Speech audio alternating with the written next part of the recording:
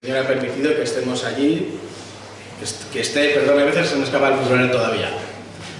Que esté sirviendo al Señor allí en medio de la amada iglesia en Pontevedra. Entonces traigo saludos en especial de los ancianos allí, Jonathan Recamán, y también de Ismael Pérez y del resto de los hermanos. Y nuevamente pedir perdón por venir solo y no con los niños, pero es un poco complicado, especialmente con la pequeñita, que es un poco difícil de viajar con ella.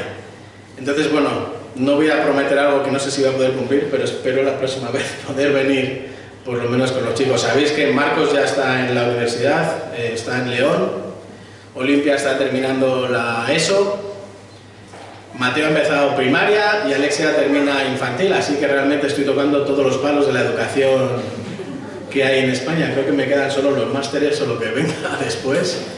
Pero bueno, es lo que hay. Y también estoy agradecido porque como es la noche en blanco, podemos terminar cuando sea, que no hay problema, que está todo abierto. Bueno, realmente lo que quiero es abrir la palabra del Señor con vosotros, pero necesitaba también abrir mi corazón con vosotros. Pero lo que quiero es que podamos abrir la palabra del Señor y especialmente que vayamos al libro de Eclesiastés. Y de este libro de Eclesiastés, como habéis visto también en las octavillas, en las hojas que se han repartido, poder extraer estas tres verdades bíblicas para vivir con sentido en un mundo sin sentido.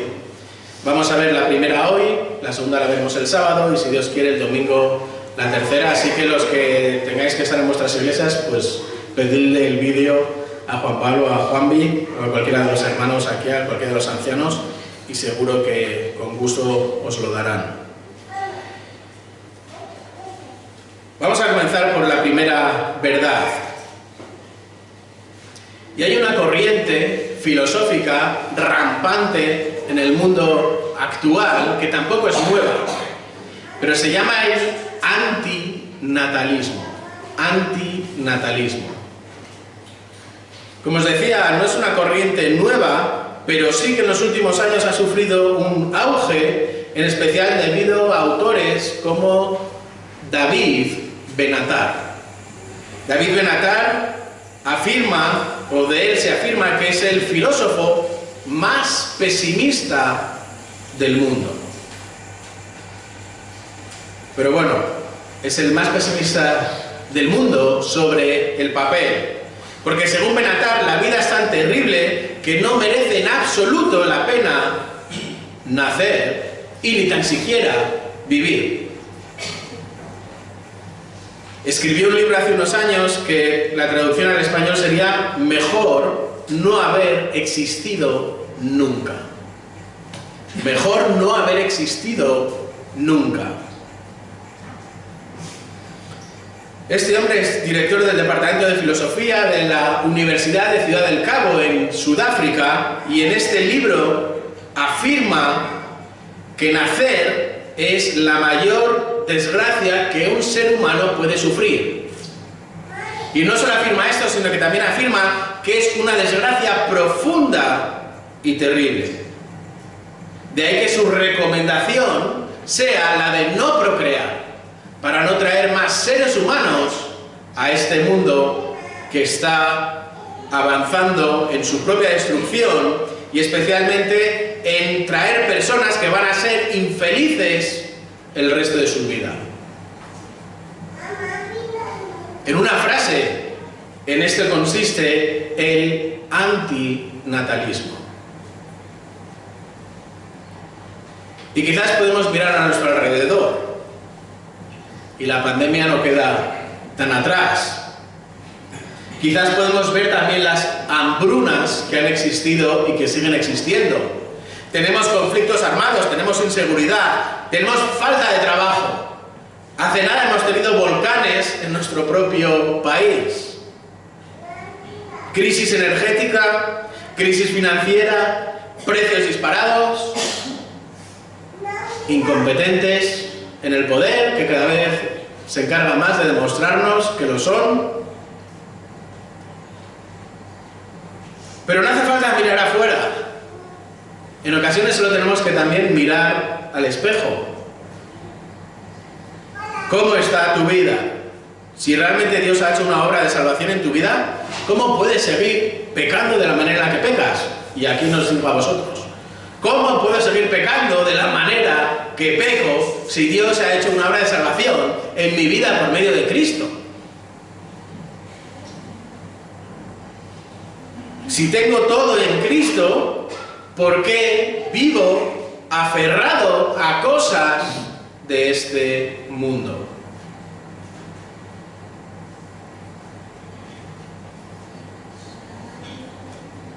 ¿Por qué permite Dios que en la vida suceda enfermedad, dolor, abandono, incomprensión, miedo, ausencias, partida, muerte, A, B, C, D o todas juntas? ¿Por qué vivo la situación que vivo en mi trabajo? ¿Por qué vivo la situación que vivo en mi familia? ¿Por qué vivo la situación que vivo en mi matrimonio? ¿Qué pasa con mis hijos, sobrinos, nietos?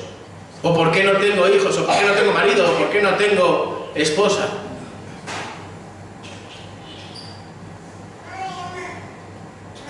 Y si no estás con Cristo, la cosa es todavía peor, porque nada en esta vida te va a dar ningún sentido si no es Cristo.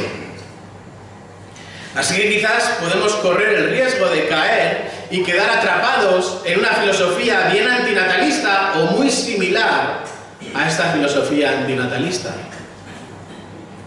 Por eso quiero llevaros a la palabra del Señor y en especial hacernos la pregunta: ¿qué dice la Biblia? ¿Qué dice la Biblia?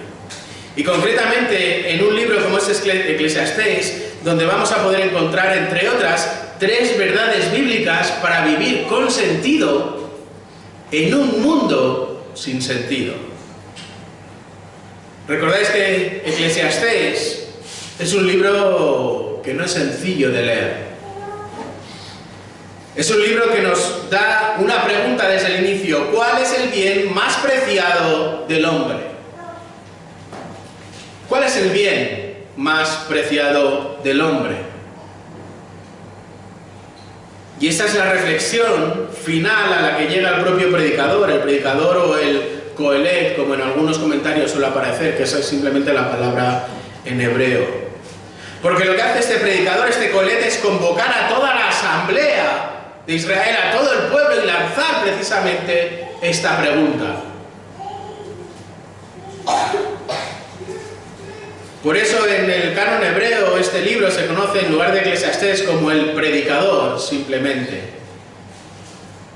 Este fue un libro escrito entre el año 935 y 931 a.C., y el propio libro no nos identifica quién es el autor, porque el autor se refiere a sí mismo como el predicador, o en algunos casos como Coelet incluso.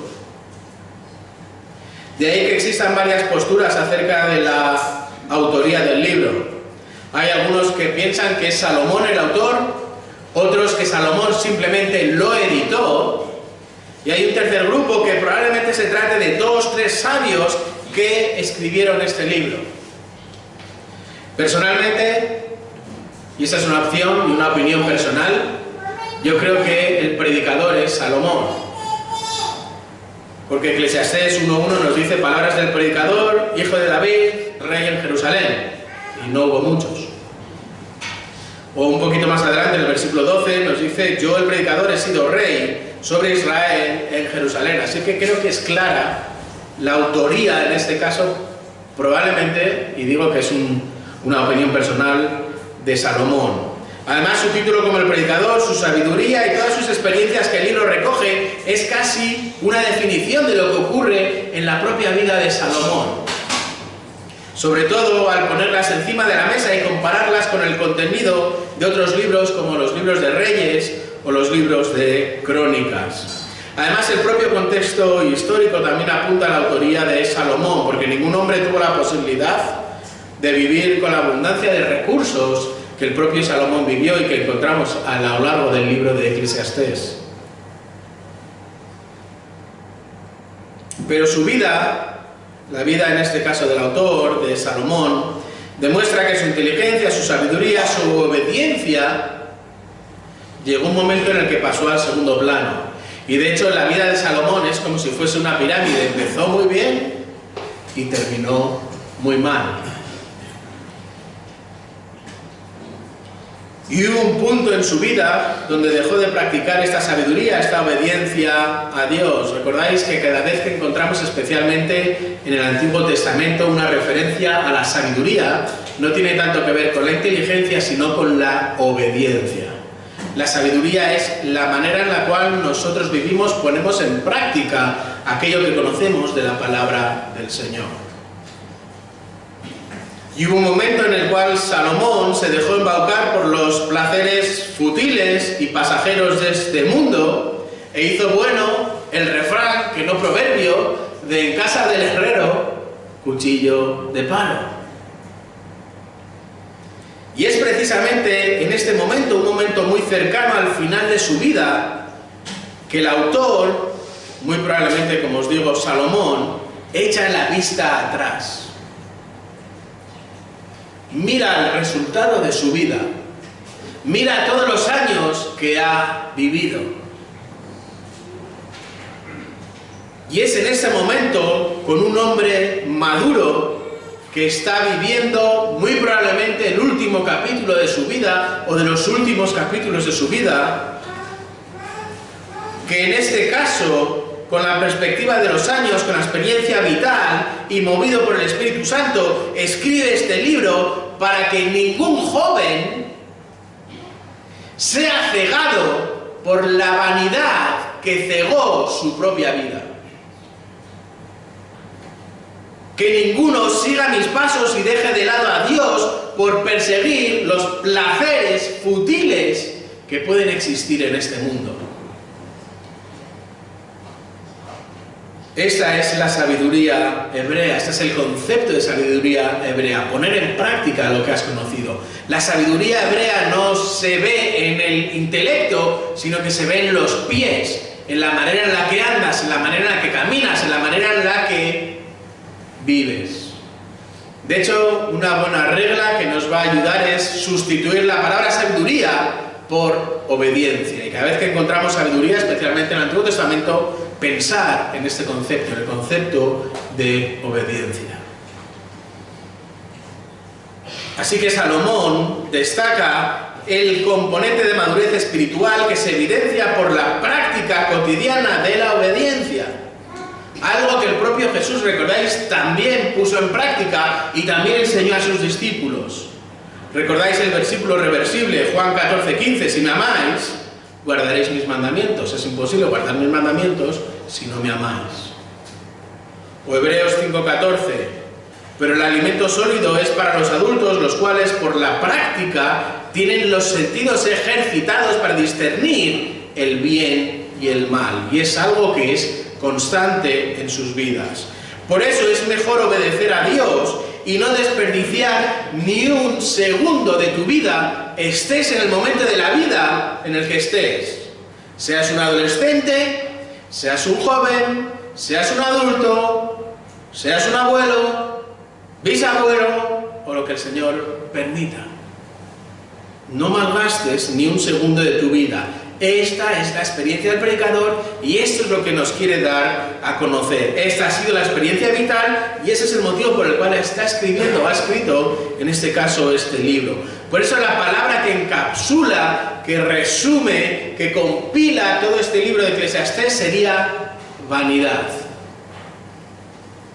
Y es una palabra muy interesante que se traduce como vapor, como aliento.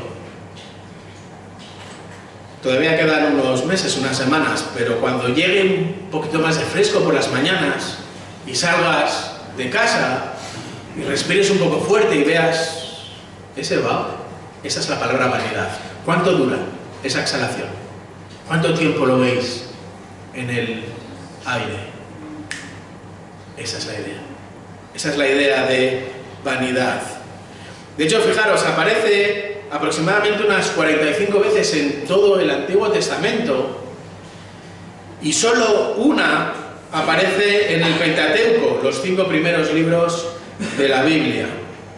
Y es muy interesante la idea que Moisés, que es el autor humano de estos libros, expone en Deuteronomio 32, 21, que es donde aparece esta palabra, en la primera parte. Fijaros, dice: ellos me han provocado a celo con lo que no es Dios, me han irritado con sus ídolos. Y la palabra que está utilizando aquí para ídolos es vanidad. Fijaros, comparar al Dios omnipotente, al Dios omnisciente, al Dios creador, con el aliento, con la nada, con los ídolos. Y el resto de las veces siempre contiene esta misma idea de futilidad, de algo que es vano, algo que es inútil, algo que es simplemente un vapor que se va, que desaparece en el tiempo. Así que vanidad nos da esta idea de inutilidad, de algo sin provecho, sin valor, algo que es vano, algo que es necio. Por eso la conclusión del autor es que todo lo que puedas encontrar encima de esta tierra, salvo Dios, es vanidad. Es vanidad. Por eso comienza y encontraremos esta frase repetida una y otra vez a lo largo del libro: vanidad de vanidades, todo es vanidad. Y esta es una frase enfática con la que el predicador inicia versículo 2 del capítulo 1 y termina también el libro en el versículo 8 del capítulo 12. Y estos son los dos pilares que sostienen el libro: vanidad de vanidades, todo es vanidad. Luego además hay otras 30 menciones a la vanidad a lo largo del libro. En otras palabras, el valor de la vida, sus contenidos y su interpretación es absurda y sin sentido fuera de Dios. Es decir, todo es temporal, todo es como un aliento, salvo Dios. Así que la pregunta que Salomón lanza, o el predicador en este caso, es: ¿por qué invertir en lo que se va cuando puedes invertir en lo eterno? ¿Por qué invertir en lo que se va cuando puedes invertir en lo eterno?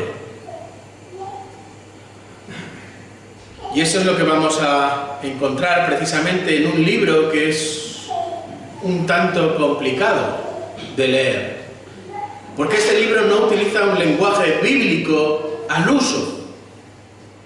Es decir, no vamos a encontrar referencias a otros textos. Es uno de los pocos libros donde no hay referencias a ningún otro libro, ni del Antiguo Testamento, ni de libros circundantes o escritos por el mismo autor. Eclesiastés se sostiene, entre comillas, si me permite la expresión, solo en el aire. No tiene lazos prácticamente con ningún otro libro. No hay referencias a la historia pasada de Israel tampoco, sino que el autor utiliza un lenguaje muy humano, que en ocasiones cuando lo leemos casi nos puede sonar hasta cínico. Otra característica que tiene el libro de Eclesiastés es que tampoco es un libro de sabiduría al uso. ¿Recordáis? El libro de Proverbios nos da tendencias: si todo va bien, esto es lo que va a suceder. Eso es lo que históricamente ha sucedido y esto es como deben de suceder las cosas. Sin embargo, Eclesiastés aparentemente vive en la excepción, lo que no es normal. Por eso Eclesiastés también es un libro que es una llamada a disfrutar de la vida, a disfrutar de los pequeños placeres de esta vida, a poder vivir con sentido aquí, una vez que no ponemos nuestra meta aquí, sino en la eternidad. Así que no es un libro pesimista, ni es un libro hedonista, no se va a ninguno de los dos extremos, sino que es un libro realista. Es un libro realista. Además es muy curioso que el predicador no está hablando a los judíos, sino que está hablando a seres humanos. Y el predicador utiliza durante muchas ocasiones el mismo recurso literario, que son las preguntas retóricas. Nos vamos a encontrar constantemente preguntas retóricas. Porque en cierto modo estamos ante un discurso que está lanzado frente a la asamblea reunida de todo el pueblo. Así que son preguntas retóricas que llevan a la audiencia a pensar y llegar a la conclusión que el predicador quiere que lleguen de una manera muy judía. Recordáis, es algo que veremos también en el Nuevo Testamento, especialmente en los Evangelios, cuando Jesús lanza preguntas constantemente a los fariseos y a los escribas. Y pensamos, qué listo es Jesús. Pero no es que sea más listo que los demás, sino que es la manera habitual en la que ellos dirigían el pensamiento de sus oponentes, entre comillas, para que ellos mismos llegasen a la conclusión correcta en lugar de darles la conclusión correcta. 2 más 2 son 4. No, mira, si sumas 2 más 2, ¿cuál es el resultado? Esa es un poco la idea. Por eso vamos a ver la primera de estas 3 verdades bíblicas para vivir con sentido en un mundo sin sentido. Y la primera verdad bíblica que vamos a encontrar la vemos en el capítulo 1. Y esta verdad es que todos vamos a morir. Todos vamos a morir. Y lo reconozco, es empezar un poco fuerte.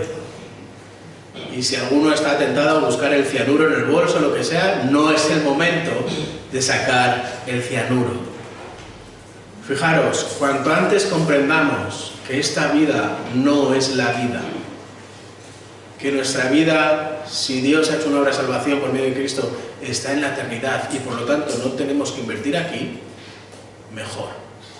Todos vamos a morir. Fijaros cómo lo expresa el autor. Vamos a leer los 11 primeros versículos y estoy leyendo desde la versión de las Américas y dice así: palabras del predicador, hijo de David, rey en Jerusalén. Vanidad de vanidades, dice el predicador, vanidad de vanidades, todo es vanidad.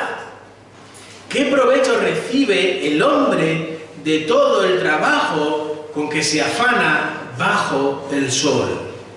Y fijaros, a partir del versículo 4 vamos a ver un tic-toc, tic-toc. Y quiero que sigáis este ritmo.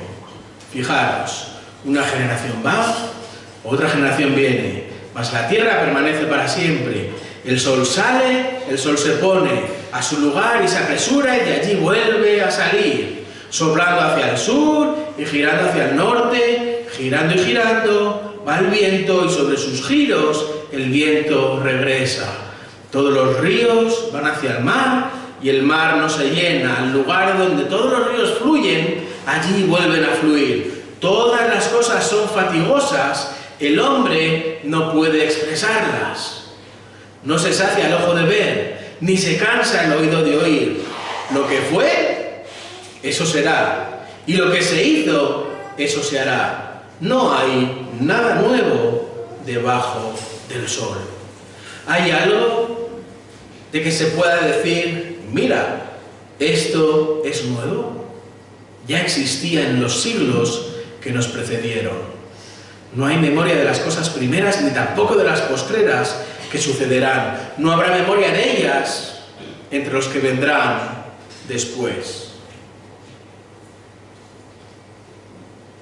Os dije que iban a ser versículos difíciles y creo que no os he engañado. Fijaros, en estos versículos Salomón nos presenta el libro y nos da también el tono que va a guiar el libro que tenemos delante. Eclesiastés es un regalo para poder tener la perspectiva bíblica de cómo vivir con sentido en un mundo que no tiene sentido.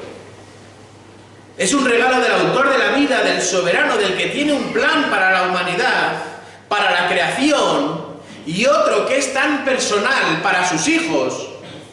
Es un plan tan individualizado para cada uno de sus hijos, que conoce hasta los pelos que tienes en la cabeza. ¿Quién es la persona que más te ama en este mundo? ¿Tu mujer? ¿Tu marido? ¿Tus hijos? ¿Tus padres? Ninguno de ellos sabe cuántos pelos tienes. Dios sí.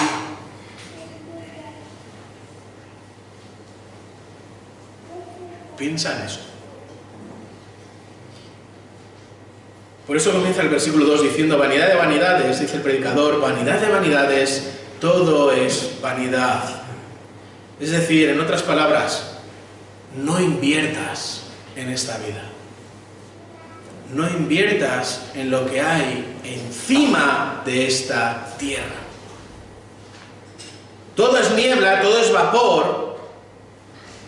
Ayer estabas jugando en bici con tus colegas o a fútbol aquí en la Plaza de Colón. Y hoy eres padre o abuelo. Ayer estabas disfrutando con tu abuelo y hoy eres tú el abuelo. Ayer esperabas que tu padre volviese del trabajo para poder jugar con él y hoy te esperan a ti. Ayer jugabas con las muñecas y hoy son tus hijas o tus nietas las que juegan con las muñecas. La vida es breve, efímera, pasajera y rápida. ¿Cuántas veces has repetido la palabra vanidad en el versículo 2? En singular y en plural. Podéis contar. 5 veces. Si una palabra se repite mucho, no es que el autor sea un poquito torpe, sino que probablemente quiere enfatizarnos que es una palabra importante. No inviertas en la tierra. Fijaros, versículo 3, ¿qué provecho recibe el hombre de todo el trabajo con que se afana bajo el sol? En otras palabras, ¿qué obtienes al final de esta vida? ¿Qué obtienes al final de esta vida? Porque en la balanza hay cosas positivas, pero también hay cosas negativas. De hecho, eso es lo que el autor nos menciona en los versículos del 4 al 11, con este ritmo, con este tic y con este do. Todo fue creado siendo bueno en gran manera, pero el pecado ha traído la distorsión y una división catastrófica, siendo la peor de ellas, ¿cuál? ¿Cuál es la peor consecuencia del pecado para el ser humano? La muerte. La muerte.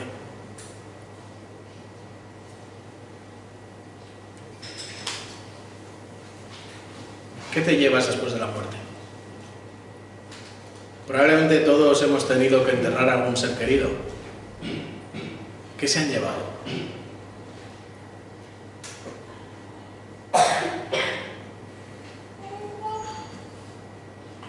¿Se han llevado a sus seres queridos con ellos? ¿Se han llevado a su marido? ¿O a su esposa? ¿O a sus hijos? ¿Se han llevado su casa? ¿Se han llevado los euros que había en el banco? ¿Se han llevado la ropa? ¿Se han llevado el coche? ¿Se han llevado la moto? ¿Se han llevado los bolsos? ¿Las joyas? ¿Se han llevado la música? ¿Los libros? ¿Al perro? ¿Los gatos? ¿Qué se han llevado los que ya han muerto? Nada. Vanidad de vanidades. Todo es vanidad. El tiempo pasa y esa es la historia que el predicador nos repite en los versículos 4 al 11 con varios ejemplos. Y de hecho, en el momento en el que no estés, el mundo va a seguir girando. ¿Recordáis, los que trabajáis o habéis trabajado, estos compañeros que todos hemos tenido que se pensaban la persona indispensable en la empresa? En el momento en el que yo no esté, esta empresa se va a hundir. ¿Y se han ido y qué ha pasado? Nada.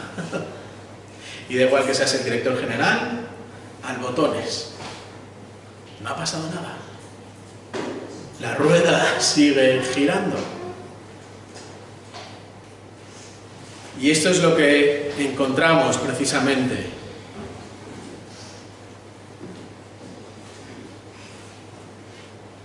Del orgullo se pasa a la desesperación por apostar todo en esta vida. Esos compañeros cuya vida era realmente el trabajo, cuyo único afán en esta vida era o bien poder ganar dinero, o bien ganar una posición, o poder simplemente trabajar, y eso era su todo. Y en cuanto eso se acaba, se vienen abajo, hasta el punto que algunos de ellos se quitan la vida. ¿Qué diferencia con Job? Al que sí que le quitaron todo, pero siguió adelante. ¿Por qué? Porque estaba satisfecho y porque su identidad no estaba en las cosas materiales, ni estaba en sus hijos, ni estaba en las vacas, ni en los camellos, ni en el dinero que poseía, ni en las tierras, sino que su identidad estaba guardada en Dios. Aunque a lo largo del capítulo 3, hasta prácticamente el final, vemos esa pelea porque no entendía lo que estaba pasando. Porque en el momento en el que se escribe Job, tenemos que recordar que es el mismo momento en el que se escribe Génesis, Éxodo, Levítico, Deuteronomio. Con lo cual no tenía nada de la palabra del Señor, no tenía revelación con él. Y en su mente y en todo lo que hay en ese momento, Dios bendice al que hace las cosas bien y Dios castiga al que hace las cosas mal, y a mí me está castigando y yo no entiendo por qué. Porque no he hecho nada malo. Y fijaros cuál es la respuesta de Dios. ¿Recordáis los últimos capítulos? No le dice, ven Job, que te voy a enseñar lo que ha sucedido en el capítulo 1 y capítulo 2, que es que no lo sabes y ahora lo vas a entender todo. Job se fue a la presencia del Señor sin saber lo que había sucedido en el capítulo 1 y en el capítulo 2. Sin embargo, su seguridad estaba en Dios. Por eso podía afrontar cualquier pérdida en esta tierra, sabiendo que su identidad estaba segura en Dios. Por eso la vida continúa a pesar de tu dolor. Es lo que encontramos en los versículos 5 al 8. Especialmente en estos versículos el autor nos da ejemplos de lo que sucede realmente en la naturaleza. El sol, el viento, el agua, todo continúa igual que continúa.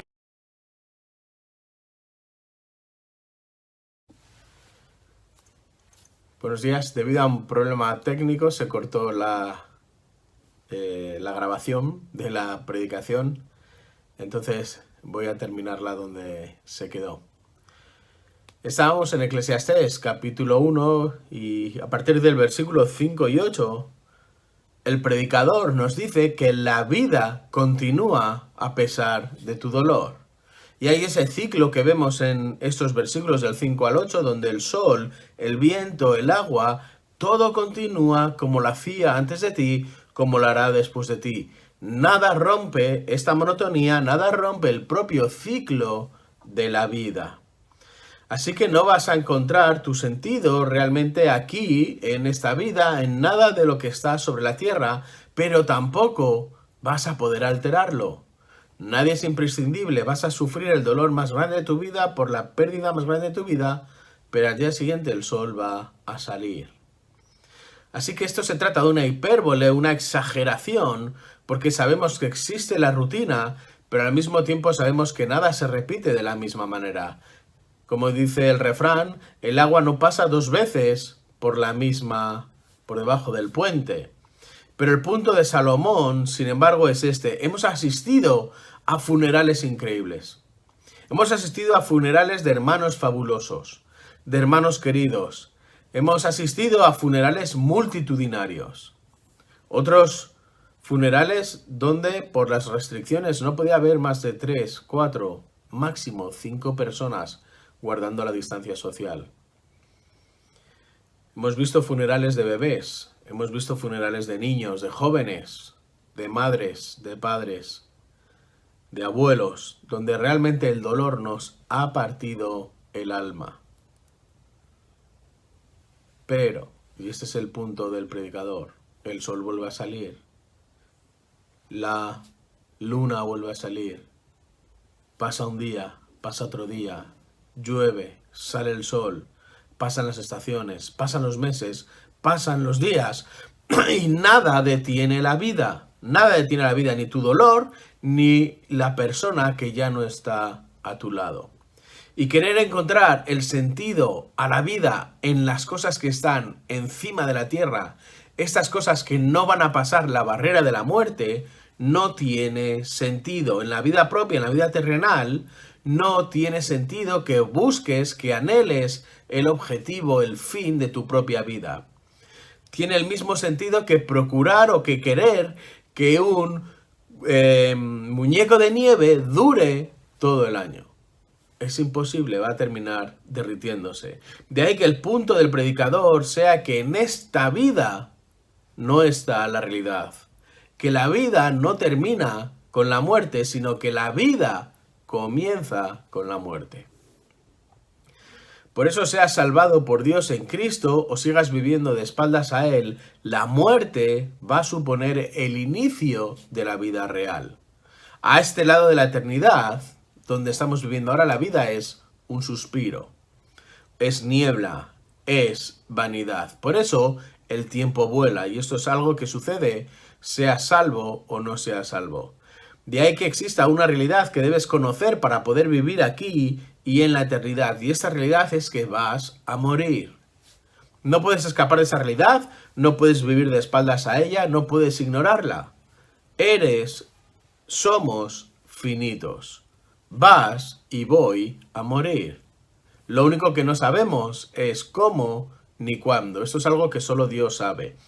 Y aquí os quiero compartir un salmo que ha sido especialmente cercano en estos prácticamente 3 años pasados de mi vida. Y es el Salmo 139. Y lo voy a leer en la versión de las Américas desde el versículo 13, donde dice: porque tú, refiriéndose a Dios, formaste mis entrañas, me hiciste en el seno de mi madre.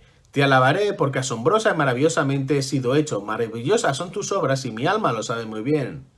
No estaba oculto de ti mi cuerpo cuando en secreto fui formado y entretejido en las profundidades de la tierra. Fijaros en el versículo 16.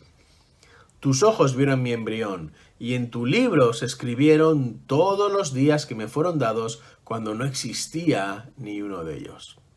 Fijaros qué descanso supone el saber que nadie muere joven. Nadie muere viejo. Nadie muere por una enfermedad. Nadie muere por un accidente. Nadie muere por una fatalidad. En tu libro se escribieron todos los días que me fueron dados. Es decir, tu vida no depende de los avances de la medicina. La hora de tu muerte no depende de la ciencia. El momento en el que tu vida termina aquí tampoco depende de la tecnología, de una fatalidad, sino que en tu libro se escribieron todos los días que me fueron dados. Así que es normal que no encuentres, porque no lo vas a hacer, la satisfacción absoluta en la vida encima de la tierra. Normal que no encuentres el sentido a la vida en la propia vida, porque no lo tiene. Porque fuera de Cristo no hay sentido. Es un ciclo repetitivo, como las olas del mar, una detrás de otra. Estáis en agosto en la playa y hay una ola detrás de otra, y el año que viene, si Dios quiere, volvéis a ir de vacaciones a otro lugar distinto donde hay costa y las olas siguen yendo una detrás de la otra. Así que no puedes esperar encontrar el sentido de la vida en la vida misma, porque no lo vas a encontrar. Y ya no es algo que te diga yo, sino que es algo que dice el propio predicador. Recordáis, versículo 4 del capítulo 1, generación va, generación viene. Es decir, nada altera el ciclo terrenal. No hay nada nuevo que dé sentido a la vida. Así que, ¿dónde estás buscando el sentido a la vida? ¿En el deporte? ¿En la familia? ¿En los amigos? ¿En el trabajo? ¿En la maternidad? ¿En la paternidad? ¿En los estudios? ¿En la posición? ¿En la casa? ¿En el ocio? ¿En tus ahorros? ¿En tu perro? Jesús entendió esta realidad cuando exclamó, fijaros, Mateo capítulo 11, versículos 28 al 30, dice así: venid a mí todos los que estáis cansados y cargados, y yo os haré descansar. Tomad mi yugo sobre vosotros y aprended de mí, que soy manso y humilde de corazón, y hallaréis descanso para vuestras almas. Porque mi yugo es fácil y mi carga es ligera.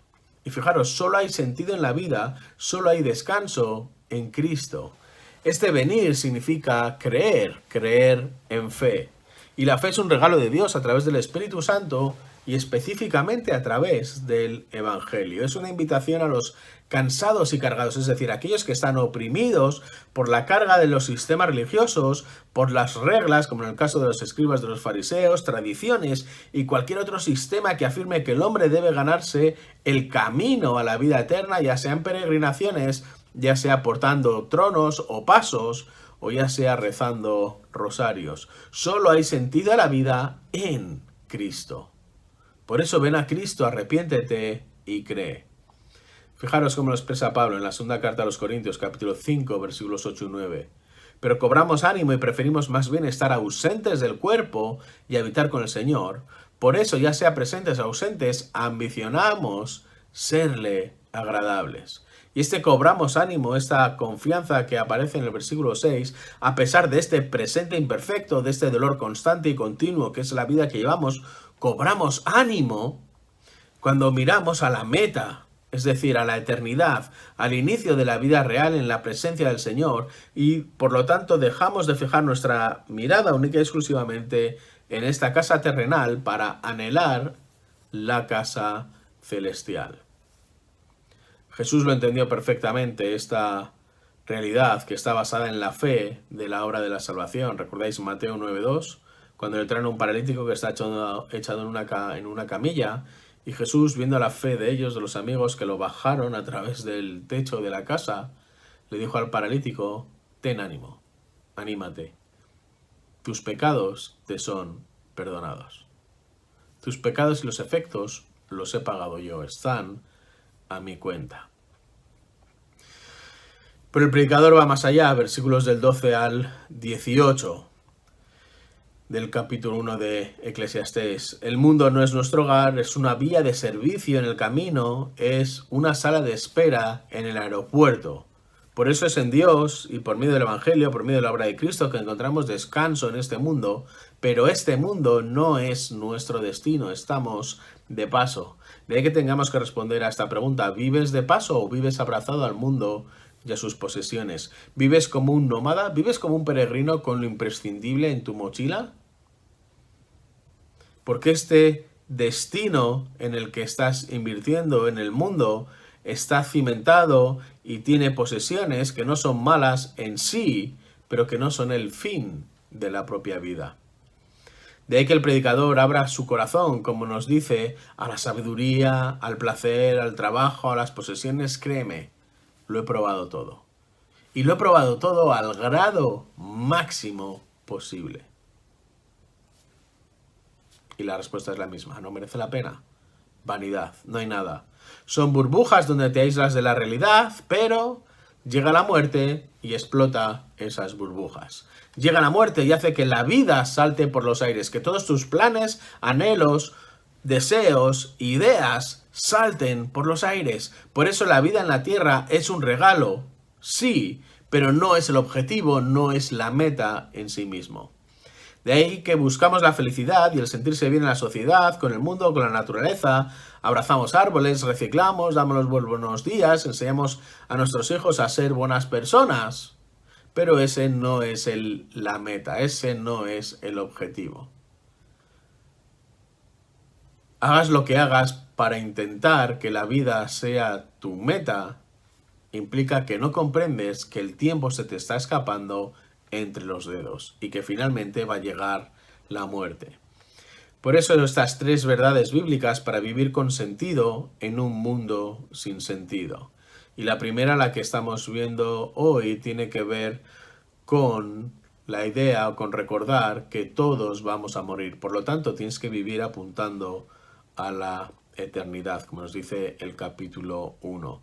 De ahí que Eclesiastés, capítulo 7, versículos 1 y 2, el predicador vuelve a afirmar esta idea con otro sentido, con otro giro. Dice que mejor es el buen nombre que el ungüento y el día de la muerte que el día de nacimiento. Mejor es ir a una casa de luto que ir a una casa de banquete, porque aquello es el fin de todo hombre y al que vive lo hará reflexionar en su corazón. Fijaros, el predicador afirma que la muerte es mejor que el nacimiento. Significa esto que es el precursor del antinatalismo que veíamos al inicio de la predicación. ¿Es el predicador realmente el origen de esta filosofía? ¿Cómo debe afectar esta verdad de la muerte a tu vida? Y la ventaja relativa de la muerte sobre la vida se explica en el versículo 2 del capítulo 7. En la primera mitad del versículo, el predicador expresa la opinión de que es mejor ir a un funeral que a una fiesta. Y el funeral aprendes a vivir reconociendo que vas a morir. Esta es la perspectiva correcta. Y este es un ejemplo que muchos de vosotros podréis también tener. En mi caso, yo he podido disfrutar del nacimiento de 4 hijos. Gracias a Dios, Él me ha permitido estar presente en los 4 partos. Son momentos especiales, momentos únicos, son memorias que se quedarán siempre grabadas. Pero el crecimiento espiritual exponencial en el funeral de mi amada Aida no tiene nada que ver con cualquiera de estos 4 nacimientos. 1000 veces más crecimiento, 1000 veces más conocimiento, 1000 veces más dolor, mucho dolor, pero crecimiento. Y saber y reconocer que la vida no es la meta, sino que la vida real comienza al otro lado de la muerte. Comenzábamos con David Benatar, este antinatalista que fue entrevistado y le hicieron varias preguntas. Y una de ellas es la siguiente. Dice, ¿puede por favor explicarnos qué defiende la corriente filosófica conocida como antinatalismo? Y la respuesta fue, el antinatalismo defiende que no se debería traer nuevas personas al mundo. Pregunta, ¿y por qué no? Respuesta, hay muchas razones buenas, me parece a mí. Una de las razones es que no se debería dar vida a nuevas personas por el sufrimiento que esos individuos experimentarán. Hay numerosos argumentos al respecto, pero uno de ellos es que hay mucho dolor y sufrimiento en la propia existencia humana, así que por eso mismo es un error traer nuevos seres humanos al mundo.